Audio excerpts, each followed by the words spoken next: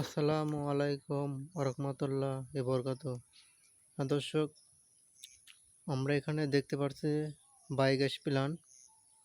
এই বায়োগ্যাস প্ল্যানটা কিন্তু ছোট না, এই প্ল্যানটা কিন্তু অনেক বড়। এই প্ল্যানটির সাইজ হচ্ছে আপনার হলো 200 কিলোমিটার প্ল্যান।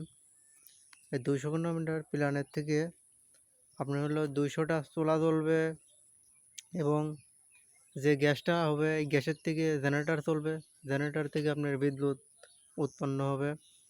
তো দর্শক, এই বায়োগ্যাস প্ল্যান্টে দেখতে পাচ্ছি যেভাবে কাজটি করানো হচ্ছে, ঠিক এভাবে আপনারা কাজ করবেন। এভাবে কাজ করলে আপনার টেকসই এবং মজবুত বেশি হবে।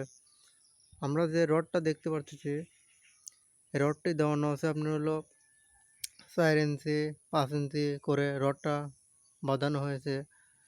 ঠিক এভাবে রডটি বাঁধানোর চেষ্টা করবেন। রডটি এভাবে বাঁধলে আপনার টেকসই মজবুত বেশি হবে। রডটা বাঁধানোর পরে সুন্দর করে 5 ইঞ্চি করে ঢালাই করে পুরোটাই দিয়ে এয়ারপোর্ট দিয়ে সুন্দর করে নেট ফিনিশিং দিবেন, এবং ভিতরে ভালো করে বার্জার প্লাস্টিক পেন রং করুন। 3বার করে রং করতে হবে, তাহলে কখনো এই বায়োগ্যাস প্ল্যান্টটি ফাটবে না এবং কখনো লিকও হবে না।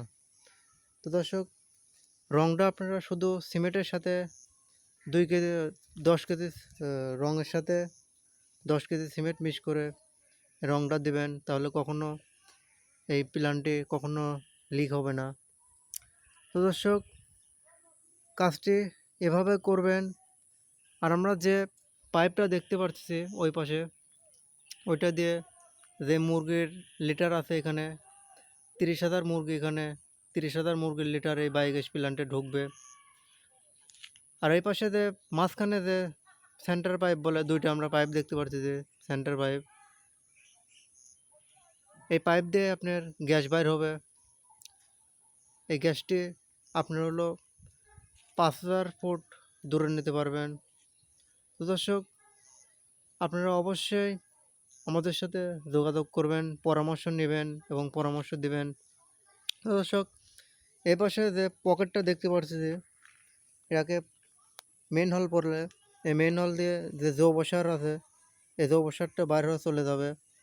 জৈবসারটা বাইর হয়ে এবার সাথে আমরা একটা ছিদ্র দেখতে পাচ্ছি, যে এই ছিদ্র দিয়ে বাইর হয়ে চলে যাবে। এই জৈবসারটা আপনি মাছের খাবারে দিতে পারবেন, এবং আপনি ভুঁয়ে দিতে পারবেন, শাক সবজির জন্য দিতে পারবেন। তো দর্শক, আমার নাম মোহাম্মদ জুয়েল রানা। ধন্যবাদ সবাইকে।